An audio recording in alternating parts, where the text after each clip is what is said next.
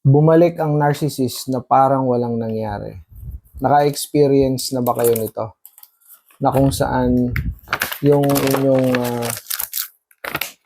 ex ay bumalik na parang walang nangyari after ng ginawa niya, after all these years. Magugulat na lang kayo dahil isang araw nag-chat sa inyo out of nowhere. Alam ko marami nakaka-relate sa inyo niyan.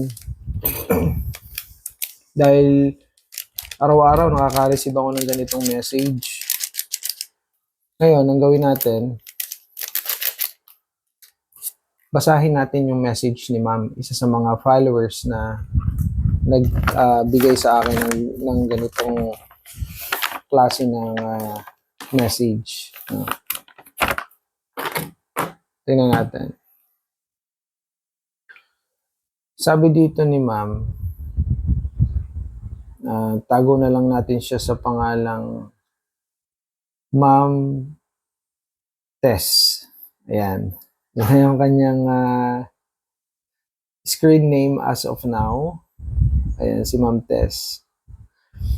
Sabi dito ni Ma'am Tess, no? Babasa nyo naman yan dyan, no? Hi po. Kawawatch ko lang ng triangulation with the narcissist nyo na video. Pwede nyo po ba ako i-advise kung ano ang dapat kong gawin sa narcissist? Tama po kayo. Hindi na kami, pero now he appeared again like nothing happened. Diba? Alam nyo yung aking mga ina-explain sa inyo na gagawin ng narcissist, nangyayari sa buhay nyo, diba? You know why? Because there is pattern. Ganun yun eh. Meron silang sinusunod na pattern na hindi nila alam na yung pattern na yun ay nangyayari din sa ibang kagaya nila. Because narcissist has pattern. No? So yung behavior nila nagsasama-sama. And yun ay almost the same. Ngayon, kung bumalik sa inyo yung inyong ex, i-analyze natin ano yung ibig sabihin? Bakit bumalik yung inyong ex na narc? No? Bakit out of nowhere ay biglang tumatawag sa inyo, nagme-message? Kayo naman gulantang na gulantang. Yung iba ay kinikilig, no? Yung iba ay natutulala. Ang dami mga reaction, no? Eto. Kaya yan bumalik. Gusto niyan, no, na ito yung mga reasons, no. Gusto niyan maging kayo. Why? Because gusto niya yung supply na meron kayo ngayon. Yung pera mo, yung kung meron kang impluwensya na, no, yung impluwensya mo, yung business mo,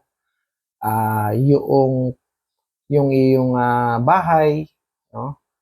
Gusto niya na may matitirahan o kaya gusto niya nang may mag-aalaga sa kanya as of now, no? Yung magpo-provide sa kanya, in short. So, ito ay more on doon sa needs niya na pwede mong ma-provide.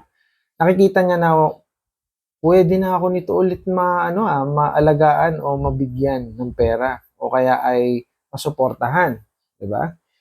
So, ikaw naman, kung ikaw ay hindi educated pagdating sa narcissism, so i-accept mo siya. Ang pattern na to, sabi ni ma'am parang walang nangyari, no? So, ito ay talagang nangyayari na lumalapit sila sa inyo na hindi man lang nagbabanggit ng nangyari noon. Hindi mag-sorry, hindi. Halimbawa, ng babae siya o kaya ay ikaw ay hinut-hutan ng pera o kaya may trouble na ginawa sa buhay mo before kanya iwan, ay nandito siya na wala man lang hinihinging kahit anong sorry. Kahit yung man lang sasabihin niya na magbabago na siya o tanggapin mo siya, magbabago siya, walang ganun eh. Hindi magkakameron ng ganong klase ng pangyayari. Another reason kung bakit bumalik sila, maaaring hindi sila nagkaigi dun sa kanilang pangkasalukuyan. Halimbawa, ah, hiniwalayan na rin siya o kaya ay nawala na ng pera yung tao, maaaring naubos na niya, nahuthot na niya lahat, nasaid na niya. Kumbaga sa madaling salita ay na-drain na niya yung babae na yon. Kumbaga wala na siyang makuha kaya iniwanan niya. Pero hindi siya magbibigay ng closure doon. Kasi pagka yun ay nag-grow uli, nagkapera uli yon, o kaya ay naging successful uli yun, babalikan niya yon. So, ang mangyayari dito, tatlo kayo ngayon. Kung yun ang bilang. No? Kasi pwede maging apat. Isang narc, tsaka tatlong babae. Kung pwede yan. Pero basically, triangle yan eh, tatlo. So, yung narc, ikaw, tapos ito yung babae. Yung extra. Okay? Bahala na kayo dyan kung sino legal wife dyan. O kung sino ang first girlfriend dyan, second boy girlfriend. So, ito, triangulation to. So, ginagawa to ng narc because of control and manipulation. Kasi kapag tatlo na kayo dyan, itong dalawang babae, magseselosan to eh. Mag-aagawan ito dito. That's the purpose of that. No? So, ano yung takeaway ko dito? Simple lang naman yung takeaway natin dito. Gray rock method pa rin. Ibig sabihin, yung reaction mo very limited. No? Kung accidentally nasagot mo siya, sige, kailangan naman kailangan pa rin naman na tayo maging makatao. Sige, sagutin ninyo. Pero ito, huwag kayong magpapalinlang, no? And as much as possible after that call or after that chat, no, kung nasagot nyo o hindi nyo man nasagot, ang pinakamaganda talaga dito is huwag nyo sagutin. Ngayon, kung nasagot nyo na, edi magpakatao pa rin kayo, kausapin ninyo, and then after that, wag na. No, zero communication na. Huwag kayong magpadala doon sa damdamin nyo na, ay, ang pogi niya ngayon, o kaya ay okay siya ngayon, mukhang mabait. Huwag kayong magpapadala sa ganun. Kasi delikado yan. I-dedrain niya kayo na kagaya ng ginawa niya dati. At kagaya ng ginawa niya doon sa dati niya. Ngayon, o kaya yung pangkasalukuyan niya ngayon na iniwan niya, gagawin din niya yun sa inyo.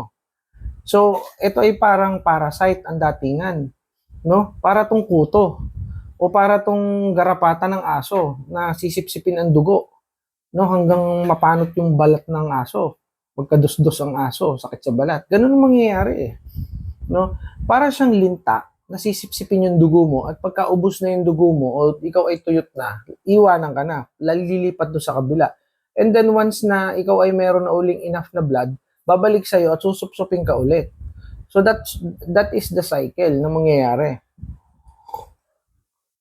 Alam nyo, pag tinanggap nyo yung ex nyo na nagparamdam o bumalik, no, pagsisisihan nyo yan kasi magsasuffer uli kayo. Uulitin nyo lang yung trauma o yung problema na ibinigay sa inyo. Okay? So, ang aking masasabi dito, once na bumabalik, wag na.